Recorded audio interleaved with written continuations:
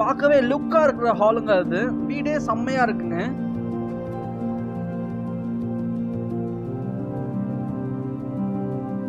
First ஃப்ளோர்ல பாத்தீங்கன்னா interior டிசைன்லாம் கம்ப்ளீட்டா முடிச்சு எந்த ஒரு வேலைக்கும் பெண்டிங் இல்லாம சூப்பர் ரெடிய கண்டிஷன்ல இந்த வீடு இருக்குங்க.